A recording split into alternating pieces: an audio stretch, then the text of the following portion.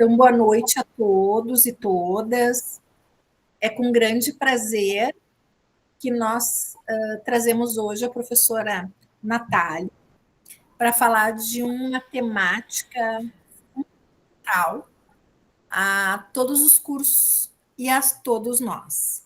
Eu sou a professora Juliane Gomes, coordeno os cursos de Ciências Biológicas, Geografia, História, Letras e Matemática. Estou aqui também com a professora Lisiane e com diversos outros professores que, além de prestigiar, vieram contribuir com a nossa noite de hoje. Lise? Boa noite a todos. Sou a professora Lisiane Gazola Santos, na coordenação do curso de Pedagogia. Estamos aqui, hoje para esta noite de diálogos sobre racismo cotidiano e o ambiente educacional. Então, uma temática que é transversal à formação de todos os professores. Prontamente agradecemos a professora Natália, que aceitou o nosso convite prontamente, justamente por ser esse uma temática, na qual ela tem muita aderência, trabalha com disciplinas nessa temática e tem toda uma experiência para compartilhar com a gente. Então, desejo uma ótima noite de trabalhos, diálogos para todos nós, Um bom trabalho, Natália. Obrigada, professora Juliane e Lisiane, É muito importante esse momento, assim, de hoje, quando a professora Juliane me trouxe a demanda, acho que foi no início do semestre, antes de iniciar o semestre, eu topei na hora, Inclusive, hoje eu dou aula para o pessoal da arquitetura, então avisei que o Alexander, por exemplo, é meu aluno na arquitetura, está aí, então o pessoal talvez entre, para dialogar junto com a gente. Eu vou me apresentar rapidinho, tá? Na verdade, a minha formação é arquitetura e urbanismo, eu sou arquiteta, e a minha área, de estudo, de pós-graduação, mestrado, é em planejamento urbano e regional. Então, basicamente, estudo e planejo cidades, Essa é a minha área de aderência principal. Porém, durante a minha trajetória profissional e acadêmica também, acabei me aproximando muito de comunidades quilombolas.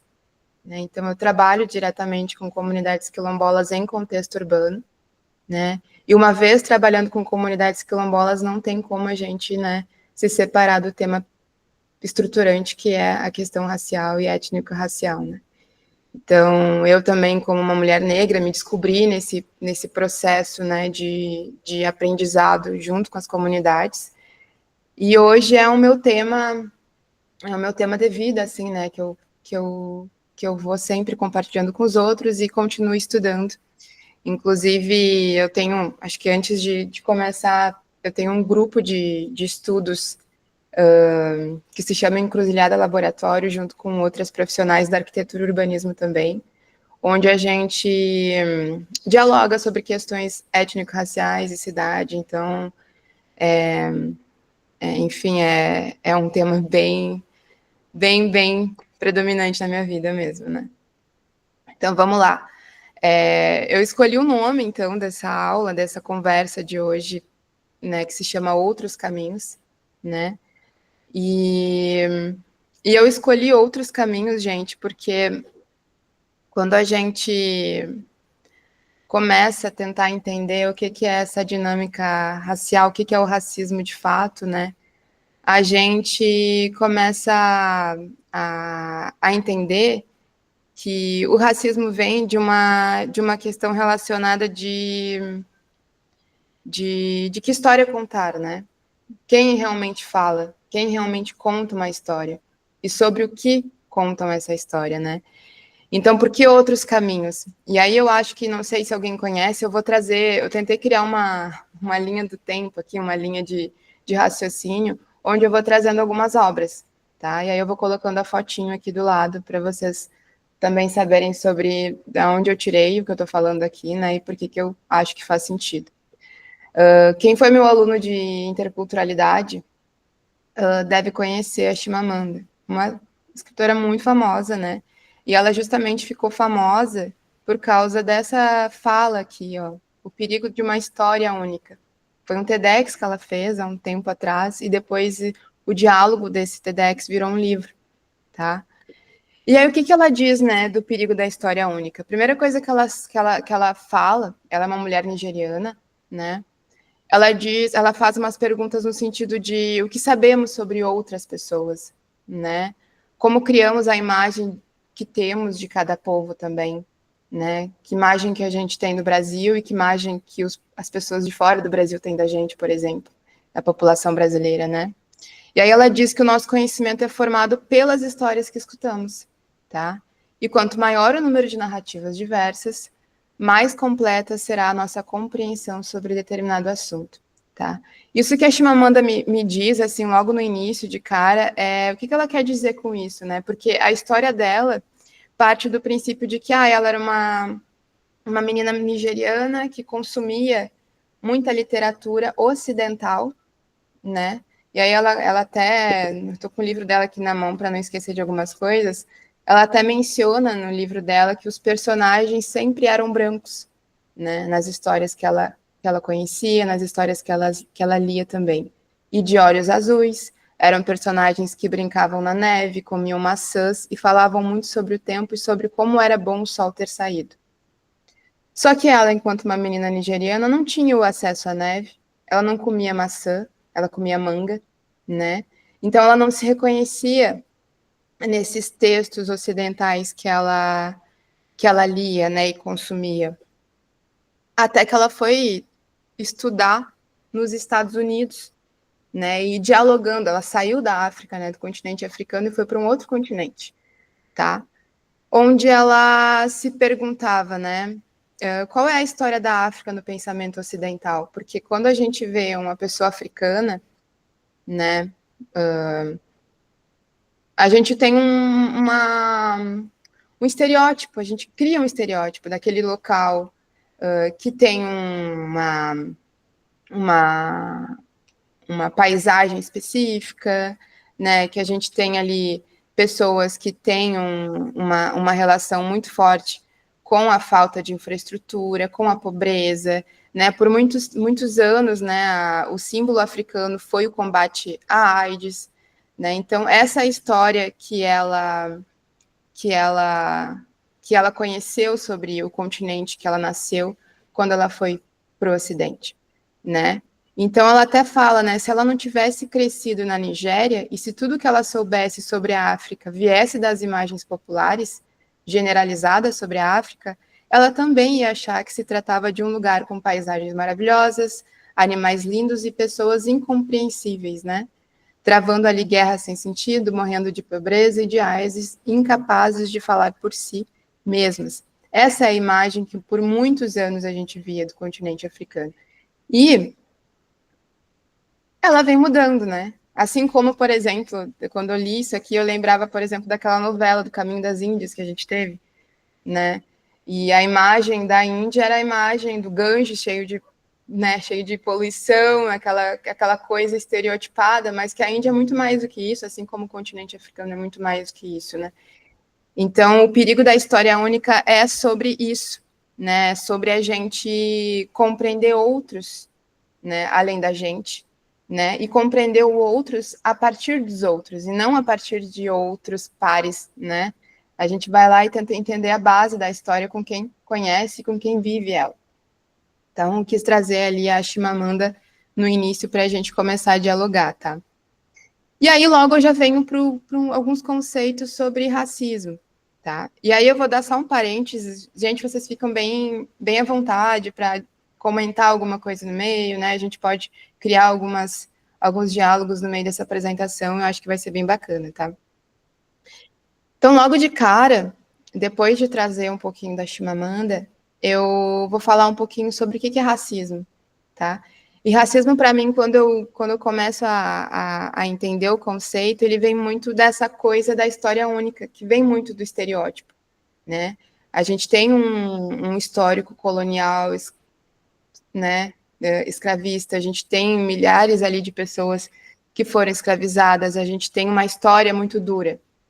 E, para mim, parte desse racismo estruturante que a gente tem também é uma negação desse passado colonial que a gente não quer ver, né? Generalizado, estereotipado, e que a gente vai lá e vai esconder, né? E racismo não existe. Mas, aqui um outro autor, é o Silvio Almeida, tá? E aí, uma coisa que eu vou dizer é que todos os autores que eu trago aqui são pessoas negras falando sobre racismo. Isso é muito importante também, a gente entender enquanto professores, né, ou até quando a gente quiser entender sobre o assunto, né, é consumir pessoas, né, que estão falando sobre isso do seu lugar, né, de vivência, de experiência, tá? Então, o Silvio Almeida, ele fala que o racismo é um perpetuador da desigualdade, né? Tem um dado muito alarmante do nosso país, né? O Brasil em si é um dos que tem a taxa de desigualdade maior, né? Entre todos os países do mundo, assim. A gente é muito desigual em vários aspectos, raciais, sociais, né? Em vários aspectos. Então, na obra de Silvio, ele vai definir o racismo, antes de dizer o que é racismo estrutural, né? Ele vai dizer alguns conceitos do racismo individual, institucional, e o racismo estrutural, que é aquele conceito que a gente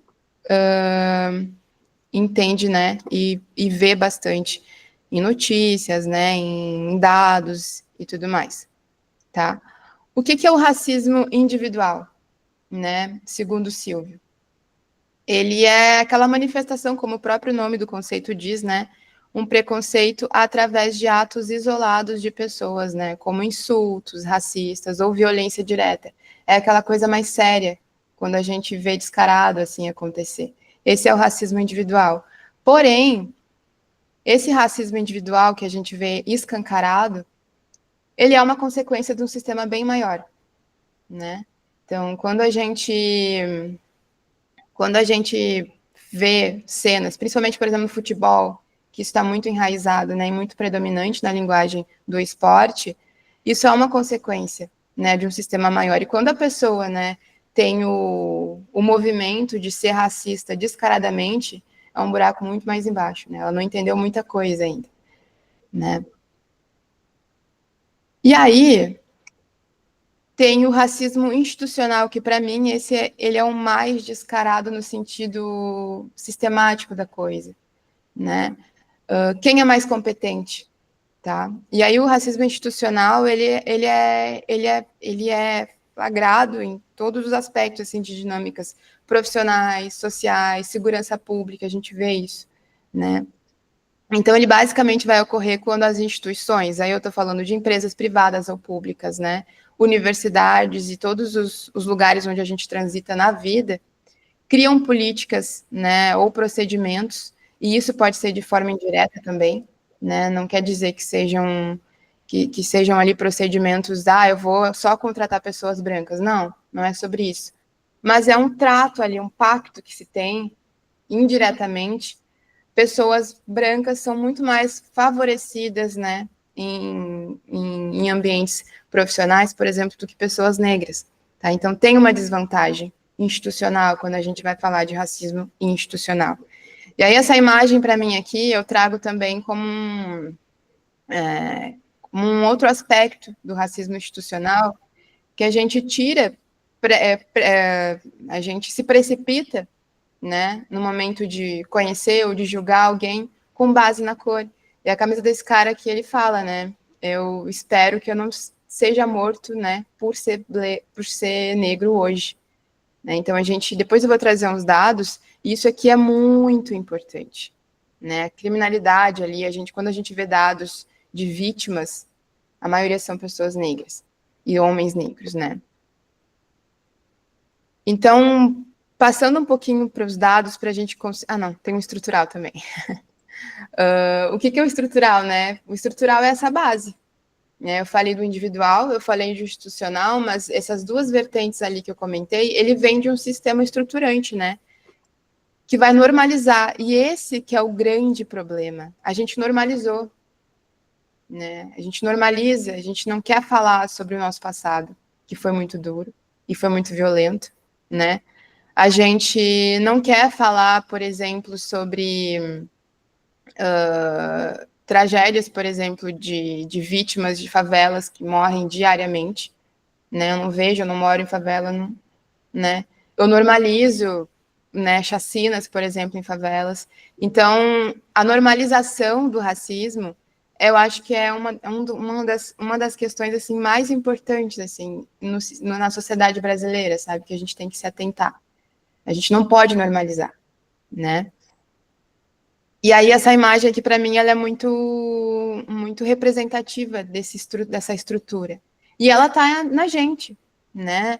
Ela tá dentro da sala de aula, né? Esse racismo estrutural, ela tá no nosso trabalho, ela tá quando a gente entra numa loja, no supermercado. Ele tá ali atravessando todas as nossas dinâmicas sociais diariamente, né? E então, o racismo estrutural, ele é isso. Ele está aqui entre a gente. E a grande questão é a gente conseguir identificar ele e tentar desmantelar ele, né? Então, como esse racismo estrutural reflete, né? E aí não tem melhor do que trazer dados para a gente conseguir criar uma imagem desse racismo estrutural, tá? Um dado que a gente vê, olha, toda semana eu vejo alguma pesquisa saindo dizendo que a gente tem metade do país negro. Toda semana tem alguma notícia falando sobre isso. Então, mais da metade, né, da população brasileira é negra. Tá? E aí, negro, isso é um conceito que também às vezes dá uma confusão, porque as pessoas às vezes, né, têm uma questão em falar, eu sou pardo, eu sou preto. Mas o negro é pardo e preto. Tá? Então, 55% aqui, eu fiz um cálculo e juntei quem se autodeclara pardo e quem se autodeclara preto, né, pelo IBGE, porque o IBGE faz essa classificação. Tá? Então, vamos ver alguns dados, né? O primeiro que eu trago é esse aqui, que ele para mim, ele não pode ser dito como normal. Isso aqui é muito sério. 75%, né, quase 76% das pessoas negras são vítimas de homicídio. Tá? Ou seja, 75,7% dos homicídios, né, que acontecem no Brasil são de pessoas negras. É muita gente. 9,1%, né, de taxa de desemprego, enquanto pessoas brancas têm um pouquinho menos, 5,8%. Tá? Isso aqui é um outro dado sério. Só 31%, né, pensando que é metade do Brasil, né? Da metade do Brasil, apenas 31% das pessoas negras têm cargos de liderança, né? A gente vê, a gente pode até olhar dentro das prefeituras, olhar dentro, né, quando a gente vê esses eventos assim que pegam gestores públicos, governadores, enfim, deputados. Pouquíssimas são negros. E a gente vê uma diferença agora, porque agora que a gente começa a ver pessoas negras entrando, assim, conseguindo, né, entrar dentro da política. Então, isso é um dado que vai crescendo muito devagarzinho, tá? Outra taxa, né, taxa de analfabetismo. Isso é muito importante também. A gente tem dados de crianças que não foram nem registradas, quem dera serem alfabetizadas, né? E geralmente são negras também. Então, em comparação, né, com pessoas negras e brancas, tem uma diferença também. E aí, olha, o terceiro dado mais importante que eu vejo entre esse e agora, 30,2% tem um salário menor. Ou seja, por exemplo, uma pessoa negra ocupando o mesmo cargo de uma pessoa branca, geralmente ela vai receber menor, né? Ela vai ter um salário menor. Isso é aquilo que eu mostrei para você sobre racismo institucional. Assim, quando a gente vê, por exemplo, dados entre mulheres e homens, geralmente a mulher também recebe menos, né? Geralmente a mulher também vai ocupar menos cargos de liderança. Então, o homem branco, ele sempre vai estar ali no topo, né, dos benefícios, né, de todos esses aspectos aqui e mais outros, tá? E aí uma coisa que eu vou dizer aqui, que esse fato, né, esses dados que eu trago, ele não vai se limitar a estatísticas, né, mas ele vai se desdobrar em práticas de objetificação, tá, que é aquela coisa de tu de tu não considerar o outro, né, objetificar aquela pessoa, minorização e de desumanização, tá? Desumanização é forte a gente falar, né, desumano, mas o passado colonial foi isso, desumanização do corpo negro, né? Então, essa desumanização, quando a gente vê isso aqui, acontece hoje, né? Só não é escancarado, mas se a gente vê o dado, é muito sério, tá? E aí, esses dados aqui, eles operam, né, como um fio condutor nos padrões segregacionistas e discriminatórios na produção da vida. E aí, essa frase que eu tirei até da minha dissertação, porque eu tinha colocado cidade, mas desigualdade, discriminação racial, ele está em todos os aspectos ali da vida cotidiana da pessoa negra, né? E aí, mais um pouquinho. Como eu sou da área do urbano, é muito difícil para mim não conseguir visualizar esses dados em mapas. A gente tem que mapa dar essa representação, né? Muito mais fácil para a gente conseguir entender. E aqui é um outro dado importante, sabe? E aí, isso aqui é de maduro em todos os estados do Brasil. Se tu for pegar um zoom e pegar a cidade de Porto Alegre, você vai ver a mesma diferença. O que ele quer dizer esse mapa aqui? O primeiro, ele está me dizendo que as cores mais fortes têm a concentração maior de renda. Então, sul, centro-oeste, sudeste do Brasil tem a maior concentração de renda, tem mais dinheiro, tá? E o norte, o nordeste, né, do nosso país tem a menor concentração de renda. Agora o mapa do lado.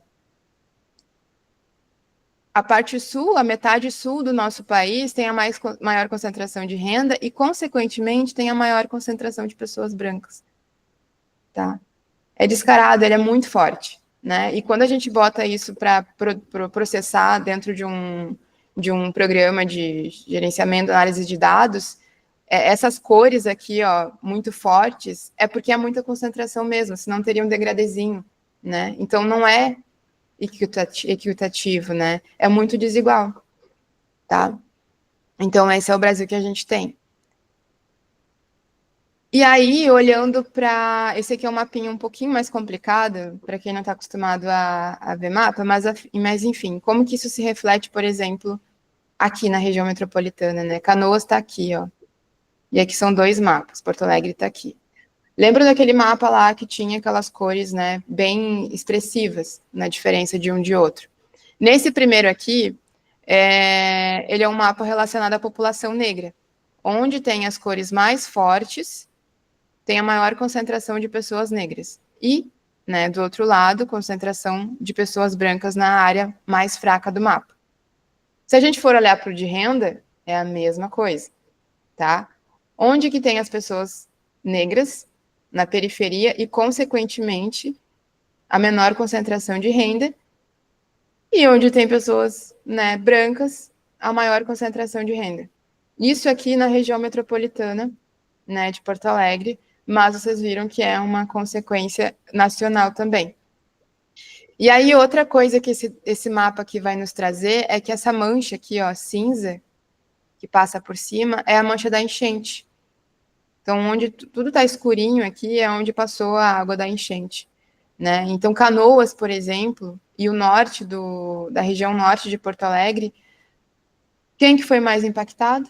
Pessoas negras também, né? E também essas regiões aqui onde tem a maior concentração de pessoas negras, né? Tem a menor concentração de infraestrutura pública, saneamento, vegetação urbana, mobilidade urbana, né? Tudo que dita dentro de infraestrutura pública e urbana geralmente está na periferia, né? E quem sofre com isso, novamente, são pessoas negras, tá? Aí agora, falando um pouquinho, né? Saindo um pouquinho dessa coisa mais abstrata de dados, mas ainda no assunto como que isso se reflete, né? Pensando que esse racismo, né? Essa desigualdade ali entre brancos e negros é uma questão que está enraizada, ó, há muito tempo. Então, pensando em história, né? Pensando em território, pensando em manifestações culturais, pensando em língua, pensando em música, pensando em religião, todos os aspectos ali que perpassam pela gente, como que isso reflete, né? Quando a gente vê esses dados assim, pensando que eles estão sendo produzidos durante toda a formação do nosso país, a gente vê um silenciamento, né? Porque se a gente vê pessoas brancas liderando, pessoas negras não lideram, logo pouco falam, pouco são ouvidas. Então a gente tem um silenciamento dessas vozes. A gente não consegue ouvir elas, né? E um apagamento de histórias e territórios negros, como eu falei, né? E aí o que eu acho importante quando eu falo de apagamento tem uma autora chamada Leda Maria Martins, tá? Ela fala sobre narrativas, enfim, afro-brasileiras, enfim. E aí tem uma coisa que ela me falou, não, né? Eu li. Uma coisa que ela comentou na obra dela, ela disse assim, que os registros históricos que a gente tem são registros feitos por pessoas brancas, né? Que vieram para cá, registraram a história, registraram dados, né? Disseram como que eram os quilombos, né? Foi feito ali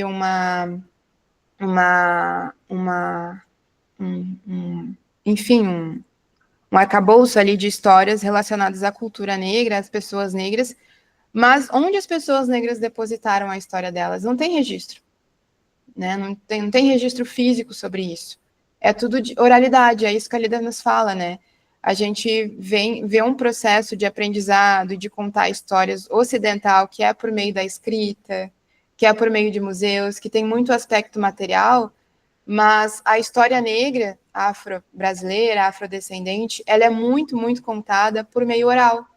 Né? Por isso que quando a gente vê culturas quilombos, né, comunidades indígenas também e tradicionais, a história oral e o respeito dos mais velhos, dos avós, né, ele é muito forte, porque quem detém conhecimento são os mais velhos, né, que passam ali a história, né, via oral. E essa história via oral, ela não foi documentada em papel e caneta, né? A gente só vai conseguir compreender ela, como eu falei no início, ouvindo os outros, ouvindo pessoas que viveram essa história, né? Então, é bem expressivo, assim, quando a gente começa a pensar nesse aspecto. E aí, uma terceira obra que eu trago é a Grada Quilomba. Ela ficou mais famosa agora no Brasil, né, nos últimos 2 anos, mais ou menos, porque ela tem uma exposição meio que permanente lá em Inhotim, em Belo Horizonte, né? Lá não sei se alguém conhece, Minas, enfim, já foi para lá. Tem uma exposição dela lá. Ela é acadêmica da área da psicologia, tá? E a tese de doutorado dela virou esse livro aqui chamado Memórias da Plantação, onde ela vai retratar aí esse racismo cotidiano, que basicamente é mais ou menos o que eu coloquei ali no título da nossa aula. E todos os capítulos do livro dela tem ali o racismo que ela passou, ou que ela ouviu alguém passar, e ela vai documentando isso, tá? Mas no primeiro capítulo do livro dela, antes dela começar a retratar esse racismo cotidiano, ela vai tentar descrever o cerne ali vai tentar dar mais um aspecto, né, da área da psicologia sobre como que funciona o racismo. Então é bem legal. Eu vou trazer um pouquinho para a gente entender. Mas tem uma coisa que ela diz, que é isso aqui, ó. Uma sociedade que vive da negação, que é o que eu falei no início, ou até mesmo da glorificação da história colonial escravocrata, não permite que novas linguagens sejam criadas, pois só quando se reconfiguram as estruturas de poder, né, que eu digo para vocês que é aquela estrutura, né, do racismo estrutural, é que muitas identidades marginalizadas podem também finalmente reconfigurar a noção de conhecimento. Então, esse reconfigurar que eu digo que a Grada nos traz é tirar da nossa... E aí eu estou falando, por exemplo, a gente está aqui numa maioria daqui é licenciatura, né? É tratar as nossas aulas de história trazendo a realidade de fato, né? Não aquela história que foi contada, aqueles livros, né, que foram contados por pessoas que não viveram essa plantação, né, que ela traz memórias da plantação, que é sobre plantation, né? Então, quem vai saber dizer realmente o que acontece é quem viveu isso aqui, né? Depois que ela traz, né? Não, aqui tem esse outro slide, né? Então, a gente já tem uma história única, que é aquela que a gente vê todos os dias. Então, quais são as outras histórias, né? E aí eu coloquei aqui quais são aquelas histórias que não estamos acostumados ou interessados em saber, porque a gente só vai conhecer indo atrás, né? Porque não está dito, não está dado, né? Porque o senso comum é muito mais prático no nosso cotidiano. Então, é muito mais prático para a gente ouvir o que os outros falam e talvez replicar isso, do que ir lá tentar entender. E eu compreendo, né? Porque, por exemplo, eu tenho tudo isso aqui que eu estou trazendo para vocês porque eu tive que estudar, né? Sobre o assunto. Mas, se não, talvez a Natália de 5 anos atrás, 6 anos atrás, estaria ali, né, multiplicando histórias e outras informações que de fato não são verdade. Tá? E aí agrada, aí aqui eu vou ler um pouquinho porque é bem legal, aí é meio que estado psicologia, meio que terapia, sabe? Sessão de terapia. Dentro do primeiro capítulo do Memórias de Plantação, ela traz aí três aspectos, né, do processo de desmantelar esse racismo estrutural. Só que antes de desmantelar, a gente sofre um pouquinho, porque é difícil conseguir interromper padrões, né, dentro da nossa vida. Então, o primeiro aspecto que ela traz é o da negação. O que é a negação, né? Mecanismo de defesa do ego, que opera de forma inconsciente para resolver conflitos emocionais através da recusa em admitir os aspectos mais desagradáveis da realidade externa, bem como sentimentos e pensamentos internos. Então, quando a gente vê a negação, é isso aqui mais ou menos que a gente ouve, ó. Para mim não há negros e brancos, somos todos humanos. Essa frase, ela é muito popular, né? Mas não tem como a gente colocar todo mundo dentro do mesmo saco quando a gente vê aqueles dados que eu mostrei no início. Não é todo mundo igual. Tem uma diferença muito expressiva quando a gente vai ver a realidade, né? Então, negar isso faz parte desse processo de desmantelamento, né? Depois, o segundo é a culpa, que ela chama culpa, né? É um estado emocional no qual o indivíduo vivencia um conflito de ter feito, né? Ele entende que fez alguma coisa, né? Que não deveria ter feito, né? Às vezes a gente comete alguma coisa, a gente se envergonha ou culpa por isso, né? A culpa faz com que o sujeito branco tente construir uma justificativa para a lógica do racismo. Então, por exemplo, quando a gente presencia, às vezes não é nem com a gente, às vezes a gente presencia algum ato racista, explícito, alguma questão específica, né? E não faz nada. Segue a vida, não tem a ver comigo, né? Logo, talvez a gente aí vai ter uma culpa, porque a gente não fez nada vendo determinadas ações, vendo determinadas discriminações acontecendo. E aí a gente vai justificar isso falando, olha, não é problema meu, né? Vou tentar justificar aí porque não é uma questão minha. Aí depois ela traz o terceiro aspecto, que é a vergonha. O que é a vergonha, né? Ocorre quando o indivíduo falha em atingir um ideal de comportamento estabelecido por si mesmo e é provocada por experiências que colocam em questão nossas percepções, né, sobre nós mesmos e nos obriga a nos vermos pelos olhos dos outros. Então, a vergonha vem e ela vai nos mostrar isso aqui, ó. Como eu gostaria de ser visto, né, que é aquela coisa, como eu gostaria, eu não sou racista, como eu gostaria de ser visto, que eu não sou. Para quem realmente eu sou? Né? E quando ela fala vermos pelos olhos dos outros, é quando a gente deixa o outro dizer realmente o que aconteceu e não o que a gente gostaria que tivesse acontecido, né? Dentro de um ato discriminatório. Aí depois é o reconhecimento, tá? Que é a passagem da fantasia para a realidade. Eu vou reconhecer aquilo que eu fiz, né? Que é quando o sujeito branco reconhece a realidade do seu racismo ao aceitar a percepção e a realidade do outro. Então, esse reconhecimento aqui, ó, quando a gente chega aqui, dói um pouquinho, né? Porque é quando a gente compreende que, de fato, não somos iguais e que o outro talvez, né, esteja sofrendo, né? E a gente precisa reconhecer isso, tá? E a reparação, que aí é o estopim, né, quando a gente chega no último ciclo, que é o mais difícil de todos também, eu acredito, que é o ato de reparar o mal causado. Eu não gosto de dizer reparação, depois eu vou explicar um pouquinho, né? Eu não gosto de falar muito reparação, eu gosto mais de falar reconfiguração, porque é difícil a gente conseguir reparar um ato racista do outro. A gente pode reparar perante nós mesmos, mas o efeito do racismo no outro, às vezes, ele pode ser irreparável, né? Então, a reparação é quando a gente vai tentar reparar, né, o mal causado pelo racismo através de mudanças de estruturas, ou seja, o abandono de privilégios. Quando eu reconheço que eu tenho determinados privilégios, e aí eu vou tentar abandonar um pouco deles para dar lugar para o outro, tá? Então, a pergunta que ela faz no final, né, como eu posso desmantelar o meu próximo racismo? Então, a gente sempre fica nesse ciclo, né, entre reconhecer, eu acho que, eu diria que a gente fica muito aqui, ó, né, pelo menos as pessoas aqui que eu vejo, que eu conheço, acho que talvez, por mim mesmo também, né, eu acho que eu ficaria muito nesse aspecto aqui, nesse ciclo de vergonha, porque a gente se envergonha, né, o tempo todo, né, por algumas questões, reconhecer e tentar reparar. E aí eu trago essa imagem que eu amo, eu sempre boto ela em todos os lugares que eu vou falar sobre o assunto, que é reconhecer o sujeito negro como um sujeito de poder, né?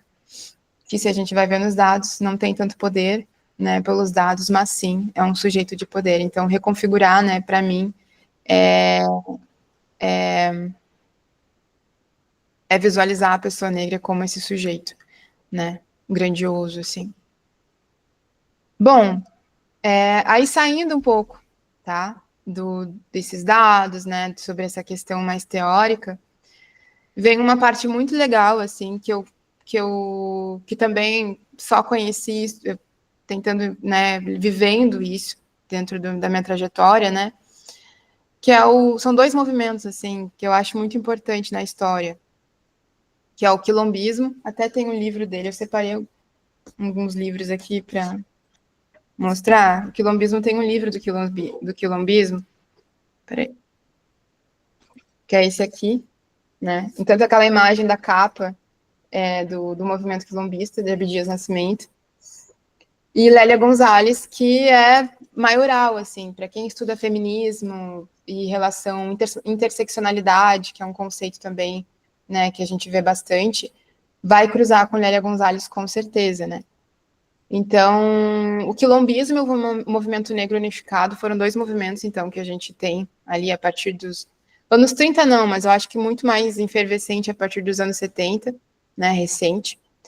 O quilombismo do Abdias, que é esse cara aqui, ele vem como uma forma de valorizar, visibilizar a vida e a produção negra afro-brasileira, tá? Então, ver o sujeito negro como uma pessoa que produz cultura, produz música, tem sua religião e valorizar isso, né? Então, aqui eu coloco, né? Ele vai valorizar, né, experiências dos referenciais negros como corpo, né? Colocar o corpo negro como bonito também, a musicalidade presente, organização arquitetônica, né?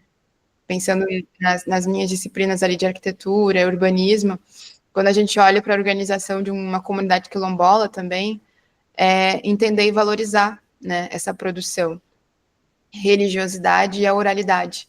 A oralidade sempre está presente porque é essa forma de contar a história, né, de fato, das pessoas negras, tá? E aí, o que foi o MNU? Aqui é a Lélia de novo, né? Ele foi, até tô com o livro aqui também, porque eu vou ler uma coisinha para vocês, né? Até botei página ali para não esquecer.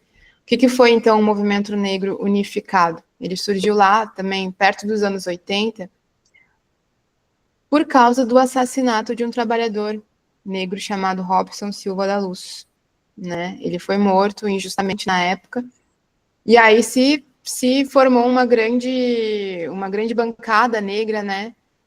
Com manifestações para buscar direitos, porque até aqui, anos 80, negro não tinha quase que direito nenhum, né?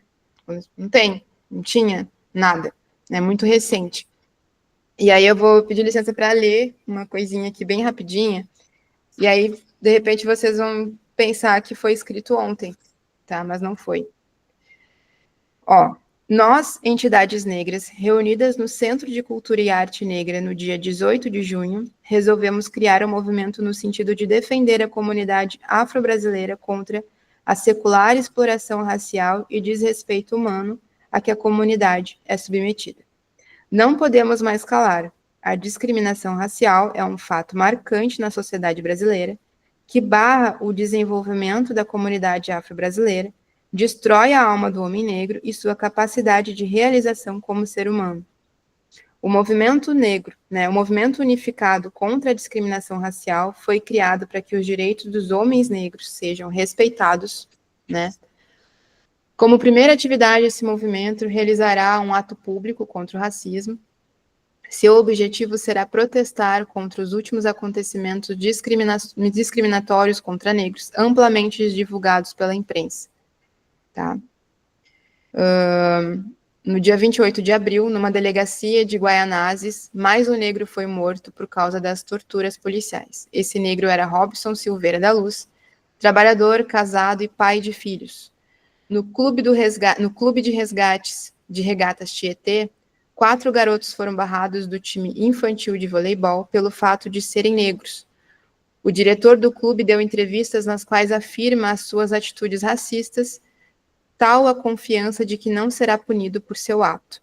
Na época, ninguém era punido por ser racista, Nós também sabemos que os processos desses casos não darão em nada. Como todos os outros casos de discriminação racial, serão apenas mais 2 processos abafados e arquivados pelas autoridades desse país. Embora um dos casos tenha a agravante da tortura e consequente morte de um cidadão.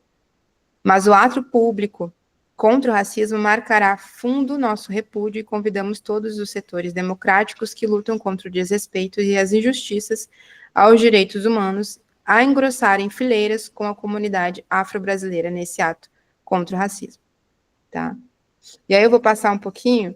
Não podemos mais aceitar as condições em que vive o homem negro, sendo discriminado da vida social do país, vivendo no desemprego, subemprego e nas favelas. Não podemos mais consentir que o negro sofra as perseguições constantes da polícia sem dar uma resposta. Esse é um texto dos anos 1978. Os meus pais, eles tinham 10 anos nessa época. Então, só que quando tu vê esse manifesto, que foi escrito pelo MNU, poderia ser escrito ontem. A gente teve casos muito recentes de pessoas negras que foram mortas injustamente, pelo simples fato de serem, daquela coisa, como eu falei no início, aquela imagem do cara com um cachorro, com a bengala, de pensar que pela cor da pele a pessoa negra é bandida, enfim. E o homem negro é o que mais sofre essa discriminação, Aquele 75% de mortalidade que eu mostrei para vocês, a maioria são homens, Então, eu quis ler isso aqui porque, para mim, ele apesar de ser antigo, de ter mais aí de 40 anos, mais de 50 anos, não, mais de 40, ele é muito recente, tá? Aqui está a Lélia. A Lélia, como eu falei para vocês, ela foi uma das idealizadoras do MNU, E foi a partir desse movimento, tá, que começaram a formular propostas para a inclusão de direitos, lá nos anos 80, Quando a gente começou a perceber, pedir por direitos. E aí aqui é uma referência para vocês, para quem não conhece, essa aqui é a Beatriz Nascimento. Ela é do mesmo grupo ali de Lélia Gonzalez, uma historiadora negra carioca, se eu não me engano. Eu conheci ela porque a pesquisa da vida dela é sobre quilombos. E aí é muito interessante dizer esse dado, porque a Beatriz Nascimento, ela faz essa manobra de entendimento do que é uma comunidade quilombola. Nas histórias, nos documentos históricos, a comunidade quilombola, até no dicionário, se vocês forem pesquisar, a comunidade quilombola está retratada como um refúgio de negros fugidos, alguma coisa assim. Não tem nada muito específico.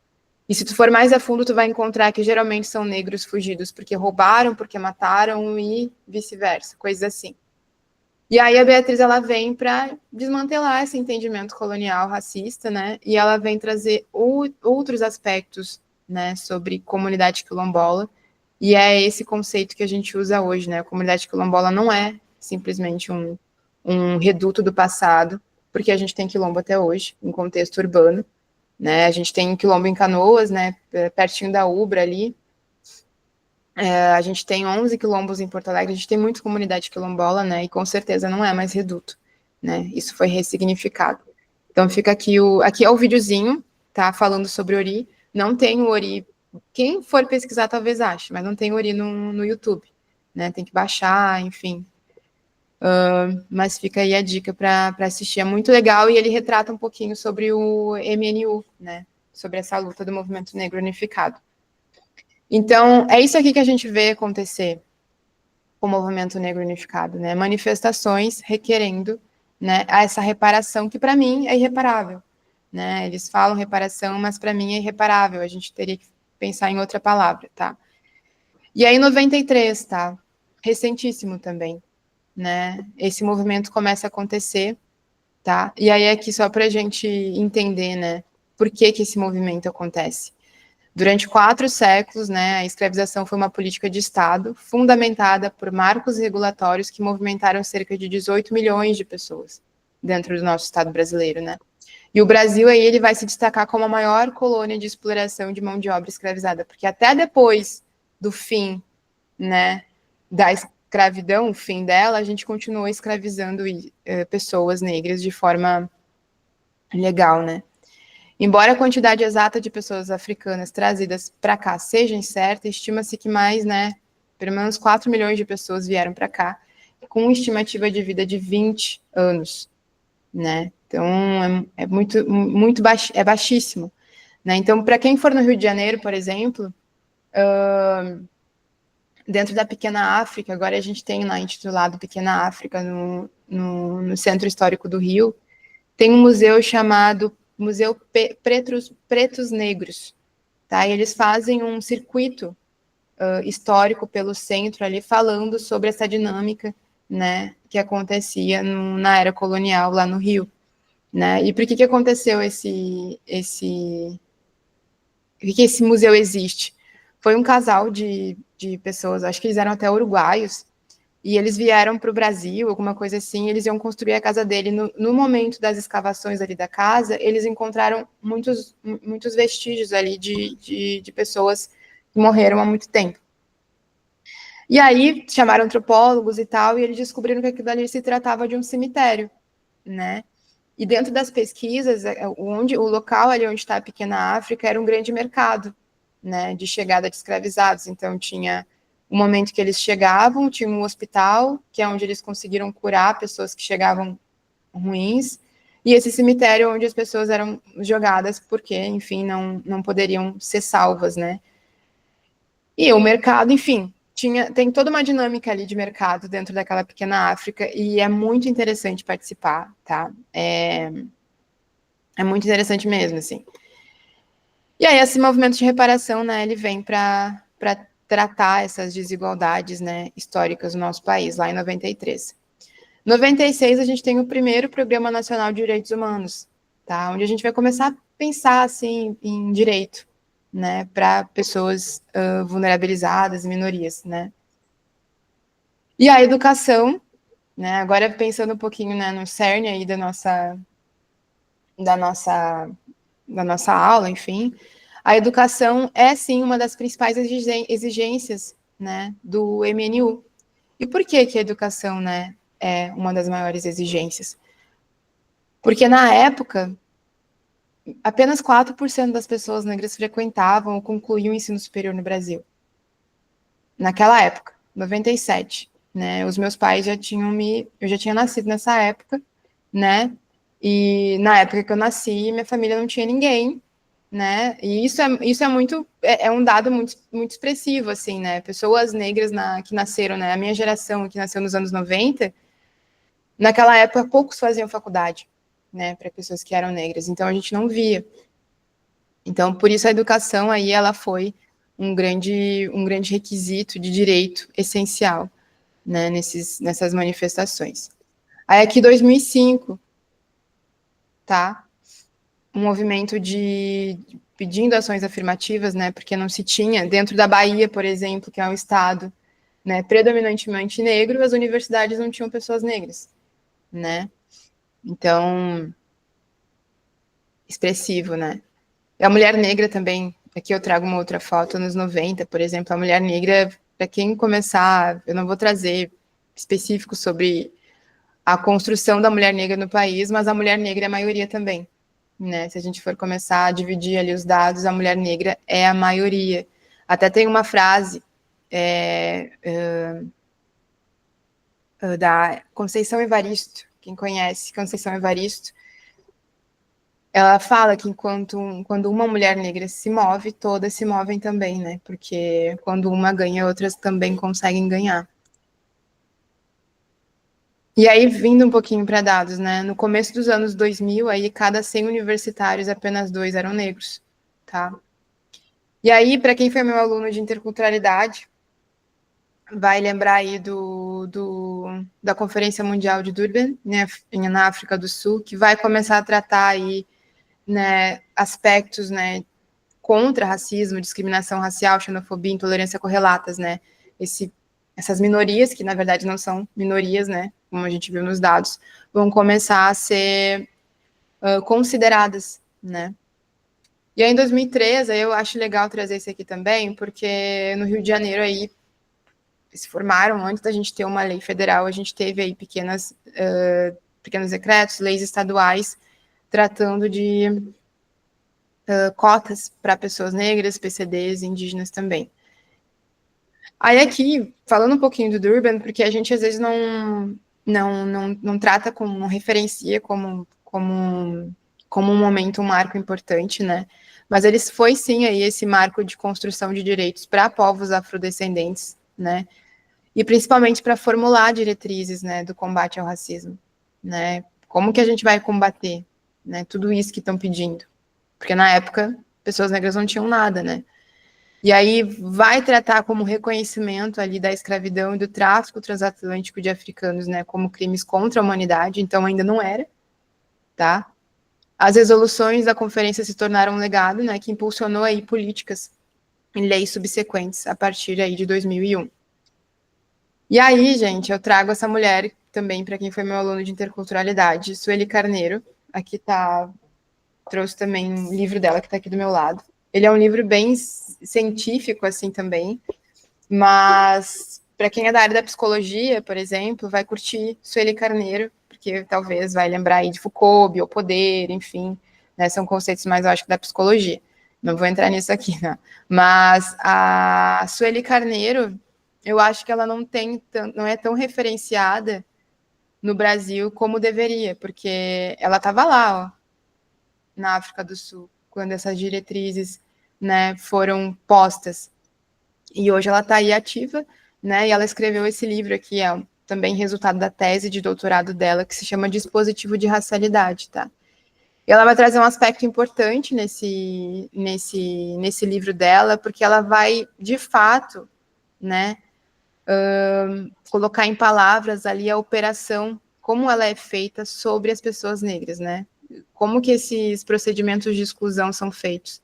Né? Então, ela vai retratar ali um conjunto de estratégias e táticas que vão tornar ali determinado poder funcional na sociedade. O que ela quer dizer com isso, né? Como que o poder que está em posse de pessoas brancas, né, que são a maioria, que estão liderando, que estão fazendo leis, né, e que estão propondo questões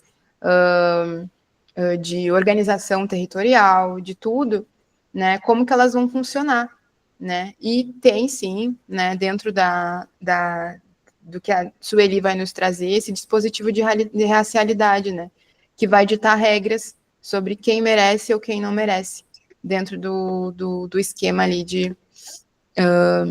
dentro do esquema racial. Voltando um pouquinho, né, sobre a educação, né, quando que a gente começa a ver essas ações de políticas afirmativas, né, no sentido da educação e como que isso mudou, quanto que isso nos deu, né, porque a gente ganhou muito com isso. Estou falando que a gente ganhou muito com isso no sentido de pesquisa científica, a gente ganhou muito com isso, em visibilização de comunidades tradicionais, por exemplo, que não eram visibilizadas, e eu vou dizer por que as políticas afirmativas foram tão importantes, tá? Mas os dadozinhos aqui, a UNB, né, Universidade de Brasília, foi a primeira federal que vai adotar cotas raciais, tá? 2008, ali, mais de 80%, né, das universidades já tinham algum tipo de diretriz sobre ação afirmativa, né? E aí um dado que é legal a gente trazer também é que os índices de aprovação de cotistas que entravam com cota não eram, né, não eram diferentes de quem entrava sem cota, tá? E aí, em 2010, só em 2010, né, ou seja, agora, 2010 foi agora, que a gente tem o Estatuto da Igualdade Racial, né, que vai trazer aí, é uma lei federal que vai trazer aí muitas diretrizes, né, para que a gente consiga seguir e reparar, né, ou desmantelar, reconfigurar aí o nosso sistema, né, em todos os aspectos. Então, ele vai trazer aí essa diretrizes para garantir essa igualdade de oportunidades, que a gente ainda não conseguiu, né, defesa dos direitos éticos, que a gente ainda não conseguiu, a gente consegue, mas muito pouquinho, né, e aí a lei de cotas em 2012, tá, que vai ali obrigar pelo menos 50% das vagas de cada turno para pessoas negras, indígenas, PCDs. Agora a gente tem também específicos para pessoas transexuais, acho que também, enfim, tem diversas classificações ali que a gente está conseguindo implementar dentro da lei de cotas, né? Dentro da lei de cotas não, mas dentro das políticas afirmativas de cada universidade, escola e afins. Em 2014, para concursos públicos. E essa imagem aqui ela é muito representativa, porque a partir dessa conquista educacional, né, a filha ali de eletricistas, a filha de pedreiro, a filha de arista, né, enfim, filhas de pessoas que não tiveram acesso à universidade, como os meus avós, por exemplo, né, vão começar, assim, a chegar em patamares que antes a gente não conseguia. E aí, isso aqui, para mim, é super, assim. A URGS é a Universidade Federal do Rio Grande do Sul, né? Só para a gente dar um dadinho mais específico do local que a gente está, né? 2007 foi o último vestibular sem cotas e, na época, apenas 3,17% de todos os alunos da URGS eram negros, né? Eu vou aqui, talvez, dizer o que eu acho, mas talvez em universidades privadas tivessem um número maior de pessoas negras do que em universidades públicas nessa época. Mas aí, em 2008, né, a gente teve o primeiro vestibular público, né, para a URGS, e aí esse número subiu para 11,12. Então, mais que o dobro, né, de pessoas entrando. E aí, hoje não, né, agora esse número está maior. 2020, aí, 41% dos alunos são integrantes por política de cotas, né, e aí 52% desses que entraram por políticas de cotas são de escola pública, né. Eu não fiz o meu curso de graduação na Federal da URGS, mas eu fiz o meu mestrado, né, minha pós-graduação. E o mestrado, aí eu trago isso aqui porque é muito doido, assim. Em 2021, eu entrei em 2021, acho que é, 21, 22. Acho que o posterior à minha entrada foi a primeira turma do programa de pós-graduação, né? Não são todos os programas que tem, mas o meu programa de pós-graduação em planejamento urbano e regional foi o primeiro ali que instituiu, né, cotas afirmativas para pessoas negras. E aí, quando eu entrei, a minha área de pesquisa, né, de profissional era sobre questões de titulação quilombola, enfim, não vou entrar aqui. Quando eu entrei, o meu trabalho, e tinha mais um, dentro dos 50 anos do PPG, do programa de pós-graduação, só tinham 2 trabalhos sobre a temática racial ou quilombola, tá? Feitos por pessoas negras. Por isso que eu digo que a importância da gente fazer com que pessoas negras, indígenas, enfim, consigam acessar esses espaços educacionais, porque a gente precisa, né, de estudos específicos sobre comunidades tradicionais específicas, né, para a produção aí urbana, enfim, da vida, né. E na época também que eu entrei, tinham só eu e mais uma. Hoje a gente está com quase 10 no programa de pós-graduação. Então aí em 2 anos, 3, a gente conseguiu aí dobrar também o número de pessoas negras no programa de pós-graduação, tá? E aí eu trago essa pergunta aqui, né? Por que as políticas afirmativas são urgentes no campo de qualquer estudo? Aí pensando em licenciatura, né? Qualquer área de estudo, por que é importante? Por causa disso aqui, tá? E por que isso aqui é uma imagem do Sarandi durante a enchente, tá? E eu, aí falando da minha área, né, de planejadora urbana, por que era importante, né, ter pesquisadores negros? Porque são os pesquisadores negros que vão tratar dessas pessoas negras nesses locais. Vão saber o que fazer, vão saber como planejar a cidade ou como acessar a saúde, né? Enfim, qualquer área que a gente for atuar, né? Como que a gente vai acessar, ou vai criar políticas, ou vai criar mecanismos, enfim, sem ter estudos específicos. Então, essas pessoas elas precisam entrar, né? E é uma educação que não está só na universidade, as pessoas elas precisam acessar, elas precisam ter esse conhecimento desde o fundamental para diante, elas precisam se reconhecer, né? Nas escolas, elas precisam ter essa base, que é fundamental, né? Para que a gente tenha alunos saindo do ensino médio já sabendo que são pessoas negras, já entendendo o seu valor, né? E possivelmente já entendendo aí para que área quer seguir, né? E provavelmente prestando serviços, enfim, acessando esses espaços que geralmente a gestão pública não acessa, tá? Então, por isso que eu acho que é importantíssimo aqui. E aí, para fechar, assim, a Lei 10.639, que é de 2003, né, eu acho que alguns conhecem, outros não, mas ela tem mais de 20 anos, ela vai trazer ali a obrigatoriedade do ensino da história e cultura afro-brasileira e indígenas nas escolas de ensino fundamental. Mas é alarmante, porque quando a gente vai acessar os currículos das escolas, a gente não vê isso como uma temática, né, importante dentro do ensino.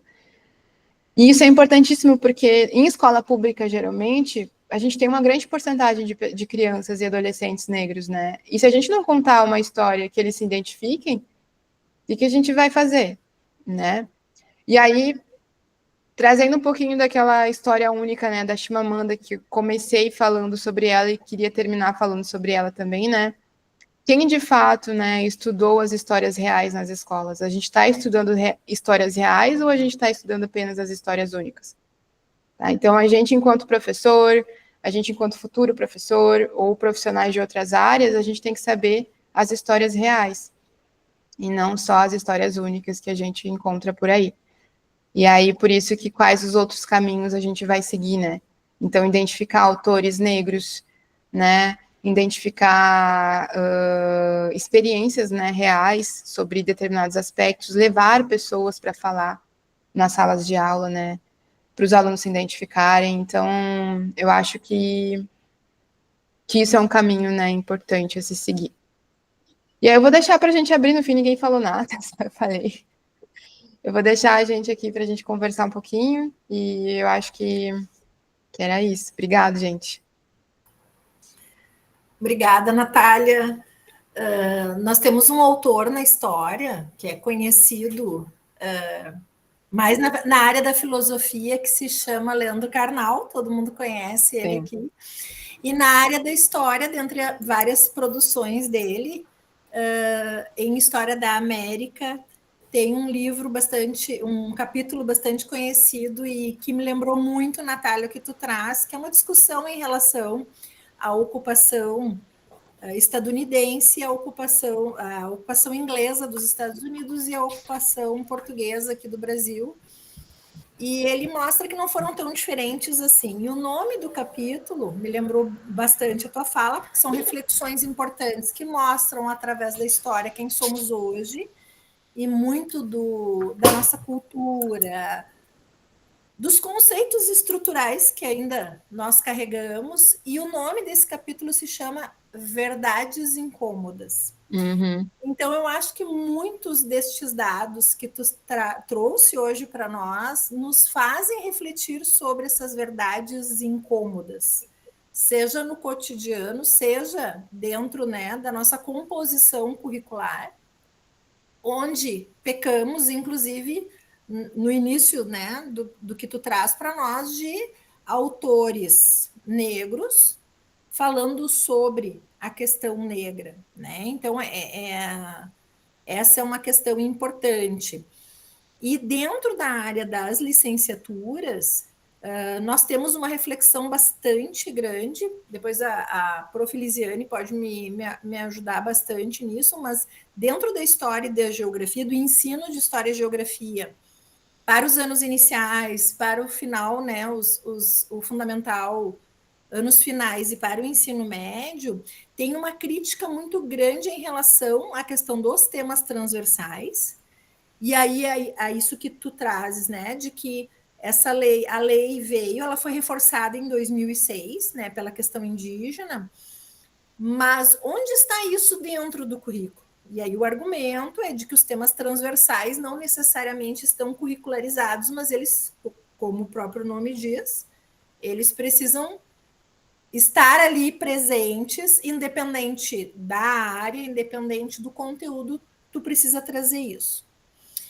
E aí vem a crítica, né, principalmente dentro, né, do pensar história e geografia na educação básica, que esses temas aparecem quando, e nós estamos fazendo isso aqui, querendo ou não, em novembro, né? Então, são nas datas comemorativas, o índio, né, o indígena, não é mais índio, o indígena, também deveria ser conversado em novembro, mas ainda fica em abril, em função de uma data que os povos originários não se reconhecem mais, assim como o 13 de maio, que eu acho que já vem sendo quebrado aí pelo 20 de novembro, ainda bem, né? Mas ainda tem essa referência que historicamente também não é real. Mas essa crítica, então, muito forte de que os temas transversais acabam surgindo na educação básica vinculados a datas comemorativas, ou seja, descontextualizados. Então, além da referência não ser indígena, não ser afro-brasileira, ela é descontextualizada. E quando não, ela é ainda uma referência muito antiga. Sábado eu participei de uma discussão muito interessante. Nós analisamos que Menina Bonita do Laço de Fita, eu acho que todo mundo aqui conhece, se já não trabalhou, né? Nós trabalhamos muito, se não já trabalhou ou foi aluno está fazendo 40 anos. É uma obra que hoje faz 40 anos. Mas a Menina Bonita do Laço de Fita, ela tem hoje, com o olhar de hoje, com o olhar que nós já temos de novas produções, ela traz uma série de problemas, né? Então, é um coelho branco, ele vai instigando a menina vai tentando fugir das questões, ou seja, a beleza dela tem que ser uma coisa ímpar. Por que é uma coisa ímpar, né? Por que não é uma beleza reconhecida? E aí, em uma linha, a autora resume dizendo porque ela veio da África. Né? Então, não tem uma questão de ancestralidade, continua no mistério, mas o Menina Bonita foi por onde nós partimos, digo nós, enquanto educadora. Mas deixa o menino, ele já passou, né, Natália? Isso que eu quero dizer, assim, ele já passou. Nós temos autores negros de livros infantis, infantos juvenis, que hoje têm muito mais propriedade e são contextualizados ao cotidiano, mas que não estão sendo trazidos, né, na educação básica. E vejo aqui no ensino superior. Nós temos disciplinas, mas não há, né, uma correlação muitas vezes, né, e isso não é só sobre a temática afro-brasileira ou indígena, mas nós acabamos vendo o ensino, né, os conteúdos de forma fragmentada. Isso é um grande problema que enfrentamos. Como é que eu costuro as temáticas. Como é que eu costuro a produção do espaço rural e urbano com geopolítica? Como é que eu costuro história antiga com medieval e América, né? Então, é uma realidade.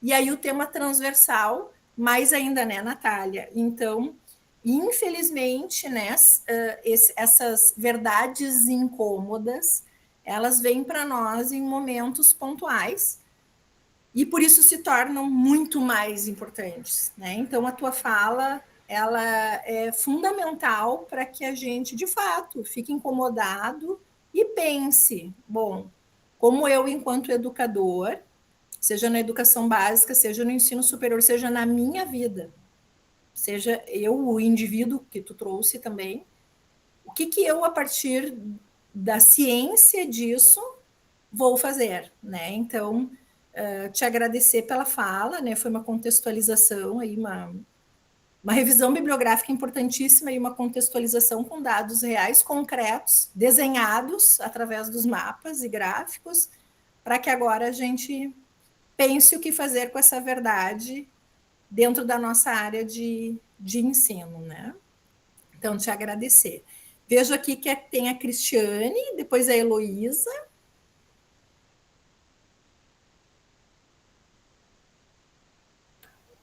A Heloísa estava primeiro, ela levantou a mão primeiro. Então, obrigada por ter passado. Natália, parabéns. Eu gostei muito da tua fala. Eu sou geógrafa e professora de geografia e eu trabalho muito com a cartografia. E a cartografia é uma grande aliada a dar visibilidade a essas desigualdades territoriais e raciais, né? A geografia em si é uma ciência crítica, né?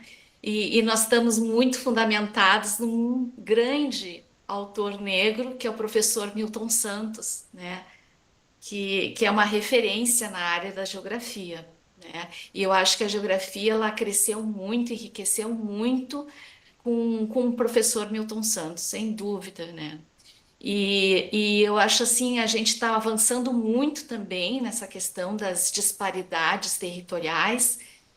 Gostei muito do teu fechamento com o bairro Sarandi, porque aquilo ali, na geografia, é um exemplo de racismo ambiental, né?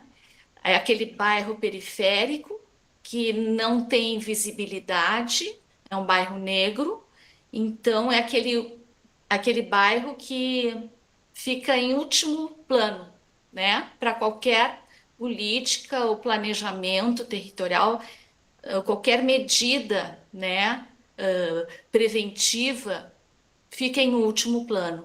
E isso a gente vê muito também em municípios aqui do Rio Grande do Sul que são negros, né?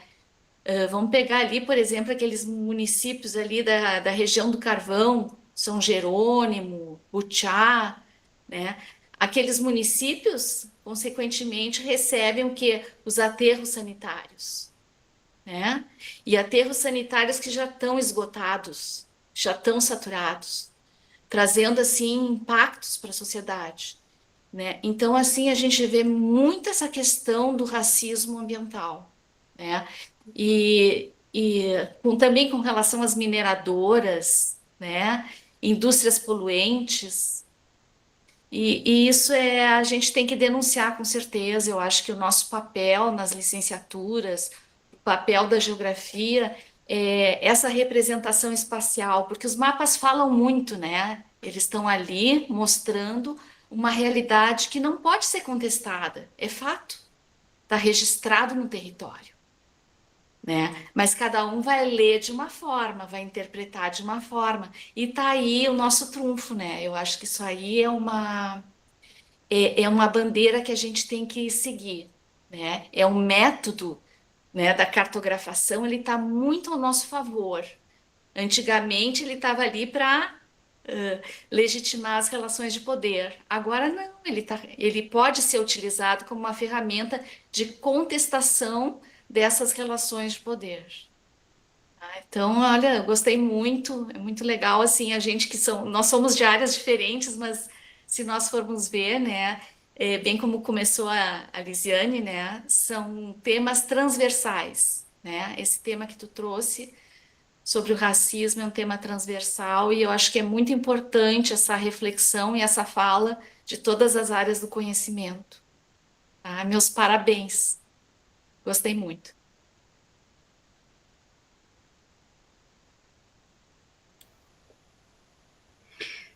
Se me permitem, então, eu acabei baixando a mão ali, mas eu queria agradecer a Natália, a prof. Natália, justamente por ter trazido esse olhar por um viés diferente, como a Heloísa pontuou, um viés que a gente não está muito acostumado a ver, né?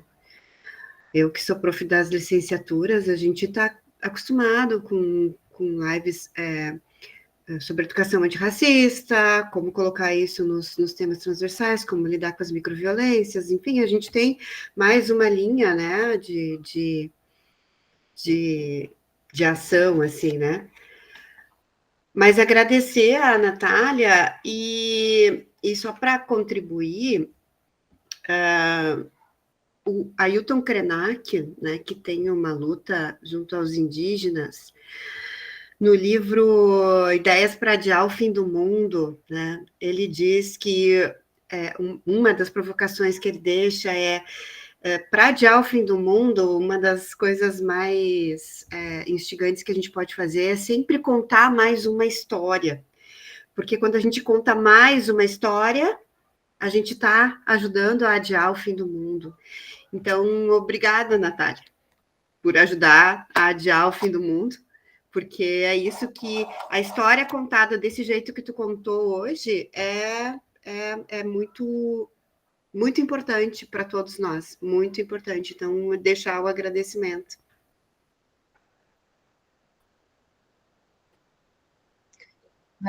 Valeu, gente.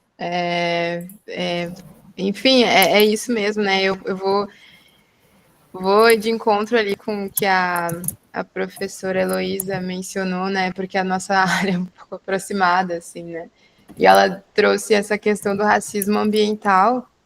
E ontem mesmo eu estava falando com o pessoal sobre isso, né? A gente tem uma política, uma gestão ali de planejamento urbano mesmo, né? Que não considera. Que é essa coisa. Lembra daquelas questões que eu falei, né? Do racismo indireto, né? Ele não está dito, mas ele está praticado. Então, quando a gente vê, por exemplo, Sarandi, que é um bairro negro, que é um bairro populosíssimo em Porto Alegre, abandonado pós enchente, é isso que a gente vê na área de planejamento urbano, né? Geografia, enfim. Eu ia citar, por exemplo, Restinga também, que não foi um bairro afetado pela enchente, mas tá. O Restinga, por exemplo, para quem não conhece, para quem conhece Porto Alegre, né? É um bairro que foi criado, né, nos anos 70 por uma política de planejamento segregacionista racista, né? Porque ele nada mais é do que a retirada de uma população específica pobre do centro da cidade, que foi mandada para 20 quilômetros de distância do centro histórico. Hoje, Restinga, por exemplo, é um dos bairros mais populosos ali. É o bairro mais populoso de Porto Alegre, né? Quase que uma cidade, uma outra cidade dentro da capital.